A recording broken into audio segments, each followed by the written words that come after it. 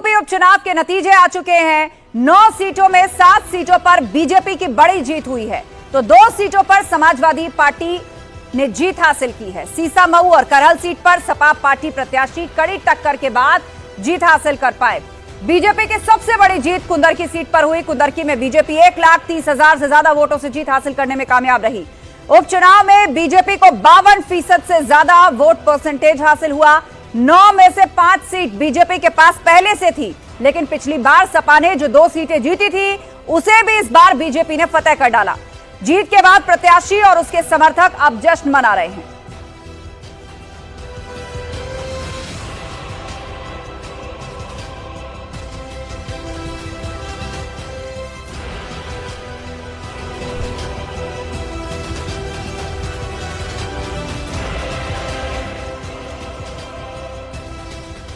तो करहल और उसके साथ सीसामऊ को छोड़कर बाकी सभी सीटें बीजेपी के खाते में चली गई।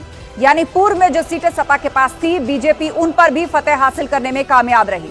आप इस वक्त ये तस्वीरें देख रहे हैं स्क्रीन पर। कटेहरी, करहल, मीरापुर, गाजियाबाद, मजवा से लेकर सीसामऊ, खैर, फूलपुर, कुंदरकी और केदारनाथ, जो उत्तराखंड में उपचुनाव केदारनाथ सीट पर हुआ, इसे भी बीजेपी ने जीता। कुल मिलाकर बीजेपी की जीत की कहानी कहती आज दिन भर जुड़ी ये तस्वीरें हैं।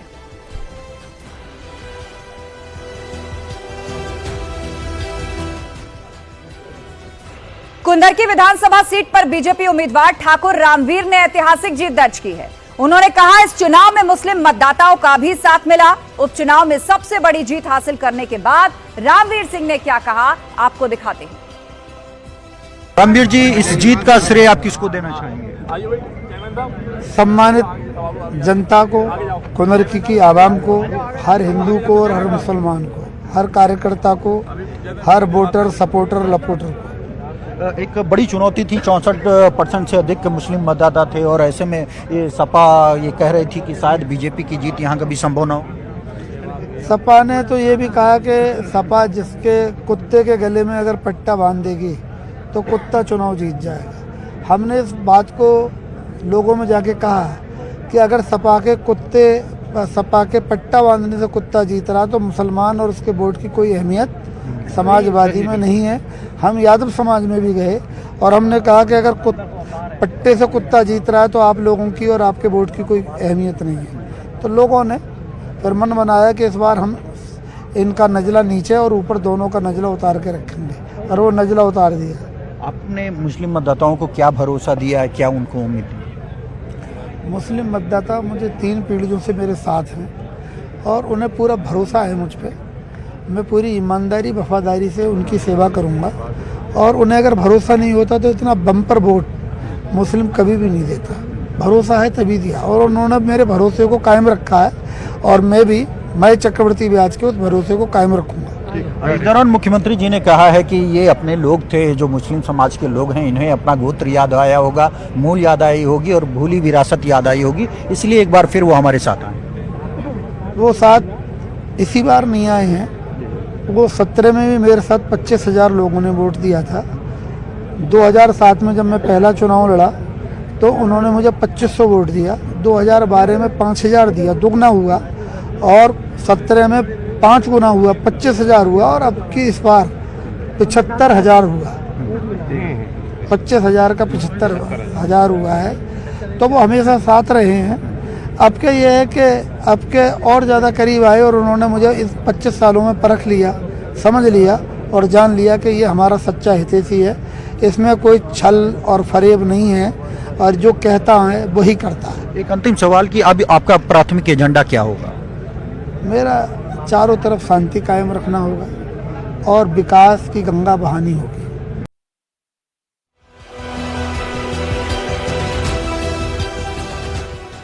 और फूलपुर सीट से भाजपा प्रत्याशी दीपक पटेल लगभग 11,000 मतों से जीत गए। समाजवादी पार्टी के प्रत्याशी मोहम्मद मुस्तबा सिद्दीकी को उन्होंने हरा दिया और जीत के बाद उन्होंने क्या कहा मीडिया के सामने, वो आपको दिखाते हैं। फूलपुर विधानसभा उपचुनाव में बीजेपी प्रत्याशी दीपक पटेल लगभग 11,000 मतों के अंतर से जीत गए हैं। बीजेपी ने इस सीट पर हैट्रिक लगाई है और हमारे साथ खुद दीपक पटेल यहां पर हैं और उनके साथ साथ शहर उत्तरी के विधायक हर्षवर्धन वाजपेयी हैं, जो उनके मित्र भी हैं। आज इस जीत की किस तरह से खुशी है और किस तरह से इसको सेलिब्रेट कर रहे हैं? बहुत खुशी की बात है। हमारे मित्र हैं हर्ष जी, ये अपना चुनाव मान के चुनाव लड़ रहे थे। ये भंवरा जी हैं, ये विपेंद्र पटेल जी ब्लॉक प्रमुख हैं, ये राम मिलन जी हैं, समेत सारे कार्यकर्ता हमारे, जिन्होंने दिन को दिन नहीं समझा, रात को रात नहीं समझा, पूरे समर्पित भाव से स्वयं का चुनाव मानकर जैसे वो स्वयं प्रत्याशी लड़े, और उसी का आज नतीजा है कि हमें अच्छे अंतर से जीत मिली। कौन से ऐसे मुद्दे थे जिनको लेकर आप जनता के बीच गए, जनता ने उस पे मुहर लगाई है? बड़ा मुद्दा विकास का था।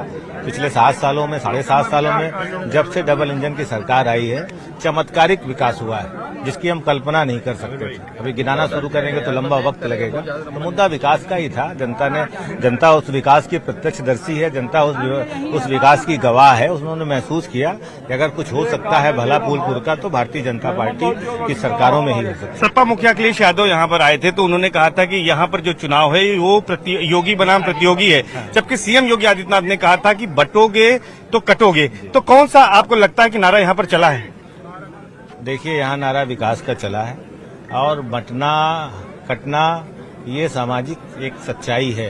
ये कोई जबान से कहता है, कोई ना भी कहे, तो ये एक सच्चाई है। घर बटे, परिवार बटे, समाज बटे, देश बटे, तो आदमी कमजोर होता है। और मझवा सीट से बीजेपी की सुचिस्मिता मौर्य ने जीत दर्ज की, और जीत के बाद उन्होंने न्यूज 18 से खास बातचीत भी की। और मझवा के सभी मतदाता बंधुओं का मैं आभार व्यक्त करती हूं कि उन्होंने इतने अच्छे मतों से मुझे विजयी बनाया, और सभी को बहुत सारी शुभकामनाएं। जी। तो जिस तरीके से सीएम योगी आदित्यनाथ ने भी यहाँ पर जनसभा की और उन्होंने नारा दिया कि बटो कटोगे, और खुद प्रधानमंत्री ने कहा एक रहेंगे नेक रहेंगे, आपको लगता है इससे भी लोग एकजुट हुए और वोट किया तो वोट का बिखराव नहीं हुआ? नहीं, कहीं कोई बिखराव नहीं है। सभी लोग संगठित हैं, और सभी लोग भाजपा के विकास कार्यों से सभी लोग प्रभावित हैं, और इन सब चीजों को देख रहे हैं कि जनता को विकास चाहिए है, ना कि जातिवाद चाहिए है। जी जी, जी। मतलब उनके लगातार सीएम योगी आदित्यनाथ की जनसभाओं का भी बड़ा असर रहा यहाँ पर। जी जी, बिल्कुल, बहुत अच्छा असर रहा। बहुत अच्छा। और बाकी आपको क्या लगता है कि जिस तरीके से बसपा की ओर से भी प्रत्याशी उतारा गया एक ब्राह्मण, तो उनको लगा कि ये को शायद ब्राह्मण वोट कट के पारंपरिक बीजेपी का वोट है वो कट जाएगा, लेकिन ऐसा हुआ नहीं, वोट बट नहीं पाया, और आपको वोट बीजेपी को भी ब्राह्मण का जो अब नतीजे आए उसमें लग रहा है कि पड़ा है। तो आपको लगता है विपक्ष की सारी रणनीति फेल हो गई? जी हाँ, बिल्कुल, विपक्ष की सारी रणनीति फेल हो गई है, क्योंकि पीडीए का नारा उन्हें केवल जब सत्ता में नहीं रहते हैं तभी याद आता है, जब सत्ता में रहते तो उस चीज़ को भूल जाते हैं। जबकि भारतीय जनता पार्टी की सरकार जो है सबका साथ, सबका विकास और सबके विश्वास पे आगे चलती है, उसी का नतीजा ये है।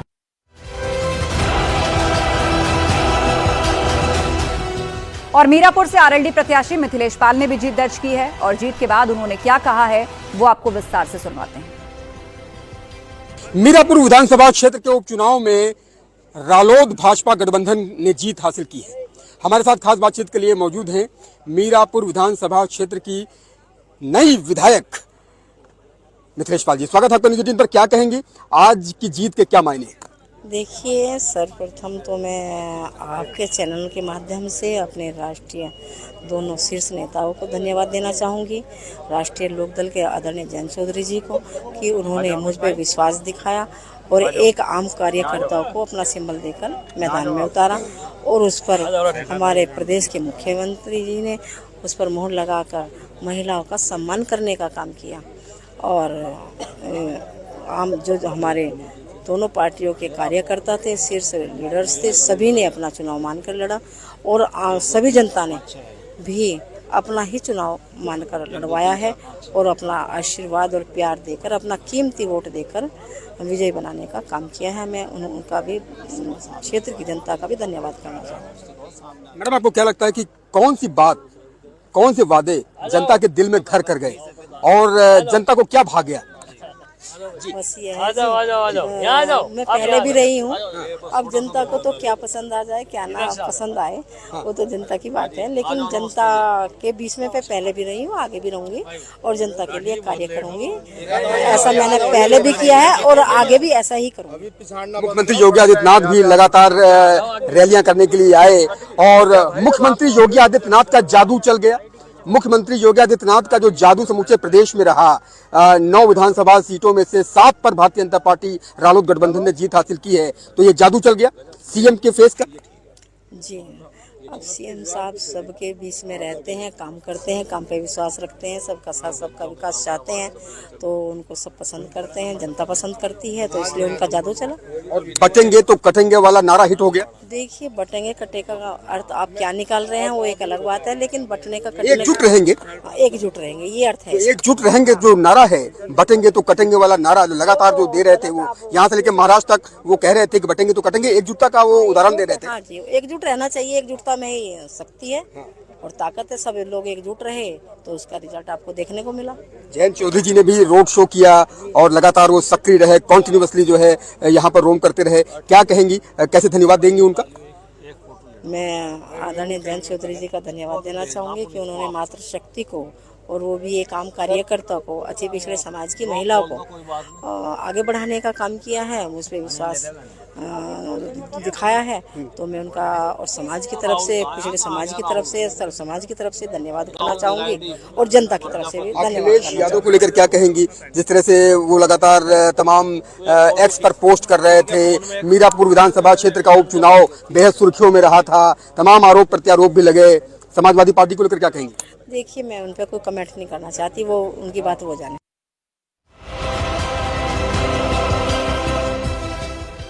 और कटेरी विधानसभा उपचुनाव में भाजपा प्रत्याशी धर्मराज निषाद ने जीत हासिल की। 33,852 वोटों से बीजेपी को जीत मिली है। और आपको बता दें, 33 साल बाद कटेरी में कमल खिला है। मैंने जो काम किया था, जो सम्मान दिया था, कटेरी की जनता ने आने के बाद मुझे याद किया और टिकट दिलाने में भी पूरा समर्थन दिया। और टिकट मिलने के बाद जो है क्षेत्र में जाकर के वोट मांगने का काम किया और जनता ने जो है चुनाव लड़ा और कार्यकर्ता ने चुनाव लड़ा और मुझ जैसे गरीब के बेटे को भारतीय जनता पार्टी के शीर्ष नेताओं ने टिकट देकर आज कमल खिलाने का काम किया है। आरोप लगा रहा है, विपक्ष आरोप लगा रहा है कि आपको वोटिंग नहीं होने दी आप लोगों ने। नहीं, ऐसा कहीं नहीं है, वोटिंग तो हर जगह हुआ है। आप लाइन में, आप ही पेपर में, मीडिया में दिखाते हैं मुसलमानों की बेटियां, औरतें जो है लाइन में वोट डाल रही हैं, उनके बूथों पर अच्छा वोट पाए हैं, कहीं कोई शिकायत नहीं है कि कोई रोका गया। एक आखिरी सवाल, जीत के पीछे किसको जिम्मेदार मानते हैं? क्योंकि मुख्यमंत्री ने यहाँ की जिम्मेदारी संभाली थी, खुद यहाँ पर वो देख रहे थे, वो इसका चार्ज संभाल रहे थे। देखिए, मुख्यमंत्री जिम्मेदार है ही हैं, या यहाँ के जनता है, यहाँ के कार्यकर्ता हैं, विशेष करके मुख्यमंत्री ने जिम्मेदारी ली है और उन्होंने श्रेय दें तो मुख्यमंत्री को दो, इस क्षेत्र की जनता को दो।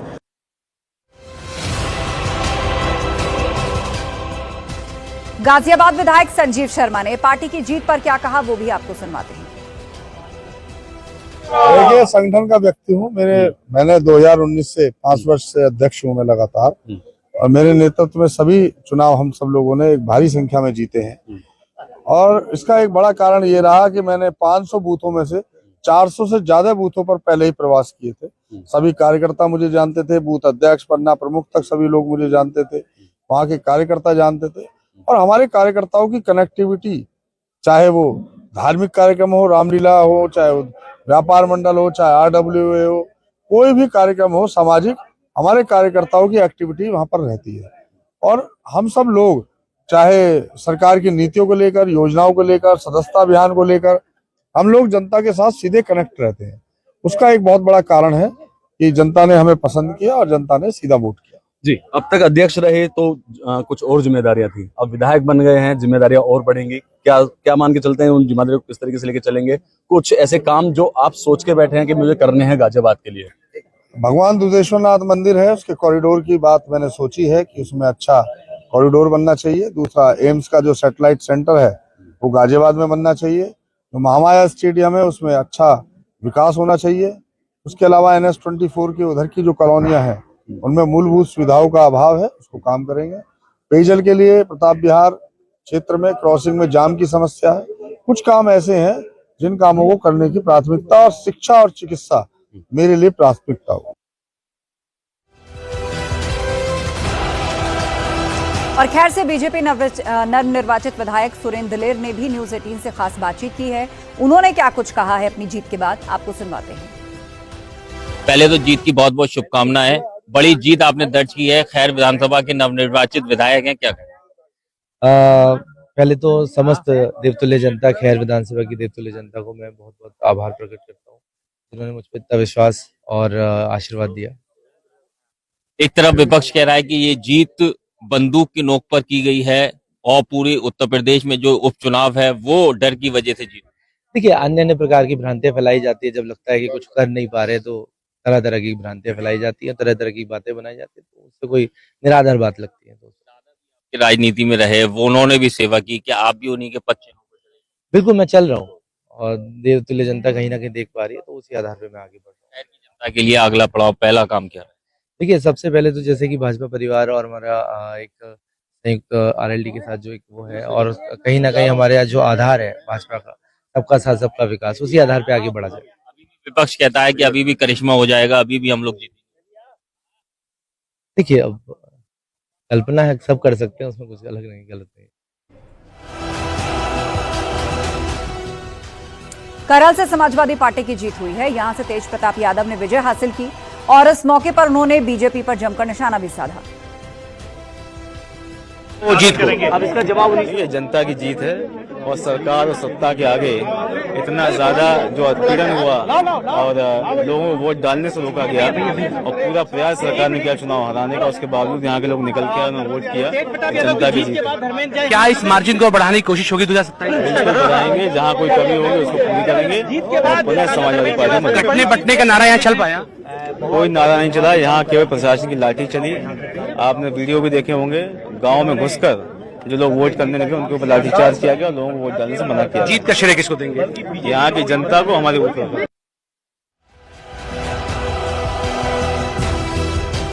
सीसामऊ में समाजवादी पार्टी जीती है। नसीम सोलंकी ने यहां जीत दर्ज की है और जीत के बाद नसीम सोलंकी के समर्थकों ने जश्न मनाया। नसीम सोलंकी ने इस मौके पर क्या कहा, वो आपको दिखाते हैं।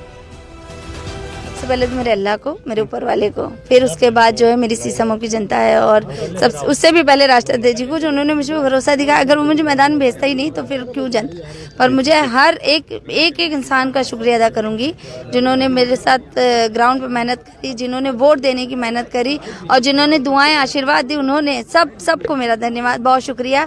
डिम्पल भाभी आई, उन्होंने भी बहुत मेरे लिए आए, सारी चीजें। मैम, एक चीज, जब काउंटिंग स्टार्ट हुई कहीं ना कहीं चेहरे पे शिकन आ रहा था, अब कैसा लग रहा मैम? बहुत अच्छा लग रहा है। शिकन तो देखिए, सुबह भी जब हम आए थे तो हमने कहा नहीं, कॉन्फिडेंस था कि जीतेंगे इंशाल्लाह। बस एक थोड़ा सा विधायक जी को याद करके थोड़ा सा अंदर से भावुक हो रहे थे, पर अल्हम्दुलिल्लाह कॉन्फिडेंस था कि जीतेंगे। सीरीज 3 में अब आपका नाम आ गया, A, B हस्बैंड, C आप क्या करेंगे? 3rd नंबर आपका A, आपके ससुर साहब, फिर हस्बैंड और आप क्या कहना चाह रही, कैसा सिनेरियो से देख रही हैं? बस बहुत बड़ी जिम्मेदारी हमको मिल गई है, तो फिर अब देखिए उसको प्लान करेंगे और पहली कोशिश ये भी रहेगी कि विधायक जी निकल जाए तो फिर हम दोनों मिलकर 1 और 1 11 होकर काम करें। जिस तरह की आपने कहा, अल्लाह का शुक्रिया करेंगे, निश्चित तौर पर हर आदमी करता है।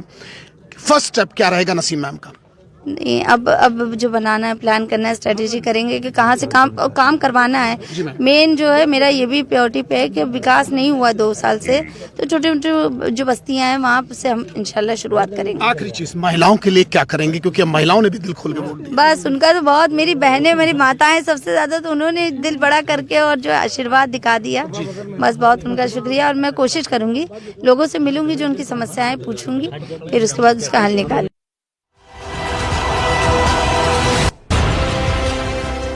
केदारनाथ उपचुनाव में बीजेपी की बड़ी जीत हुई है। आशा नौटियाल 5,623 वोटों से जीती हैं और जीत के बाद आशा नौटियाल ने न्यूज 18 से बातचीत की, आपको दिखाते हैं। केदारनाथ की जनता ने आखिरकार बीजेपी को इस पूरे क्षेत्र से जिताया, यानी कि 5,000 वोटों से बीजेपी की जो प्रत्याशी आशा नौटियाल है उनको जीत मिली है। मैं केदारनाथ विधानसभा की देवतुल्य जनता को, देवतुल्य कार्यकर्ताओं को और देवतुल्य मतदाताओं को बहुत बहुत धन्यवाद और आभार व्यक्त करती हूँ कि जिन्होंने भारतीय जनता पार्टी का समर्थन कर केदारनाथ विधानसभा को विकास के क्षेत्र में आगे बढ़ाने के लिए अपना मतदान दिया है, और धन्यवाद। बिल्कुल, क्योंकि 5,000 वोटों से आपको लीड मिली है, तो क्या कितनी उम्मीद है? उम्मीद तो ये बताई जा रही है ज्यादा मिलेंगे। नहीं, बहुत दिया है केदारनाथ की जनता ने, मैं उनका दिल से आभार व्यक्त करती हूँ और यहाँ के एक एक मतदाता का, देवतुल्य मतदाता का, देवतुल्य कार्यकर्ता का और समस्त जनता का आभार व्यक्त करती हूँ। रोड मैप क्या रहेगा आगे का? जी बिल्कुल विकास का रहेगा, विकास को आगे बढ़ाने का रहेगा। क्या कुछ मुद्दे रहेंगे जो विकास के आगे के? देखिए बिजली, पानी, सड़क, यातायात और जहाँ शिक्षा की जरूरत है, स्वास्थ्य की है, उन मुद्दों पे काम करेंगे। बिल्कुल, ये थे आशा नोटियाल, विधायक कह सकते हैं, विधायक केदारनाथ, क्योंकि केदारनाथ की जनता ने इन्हें यहाँ से भरपूर मतों से, यानी 5000 से ज्यादा की जो वोटों से इनको यहाँ से जिता के विधानसभा के लिए भेजा है। कैमरा सहयोगी संदीप के साथ मैं सत्येंद्र बर्तवाल, न्यूज 18 केदारघाटी।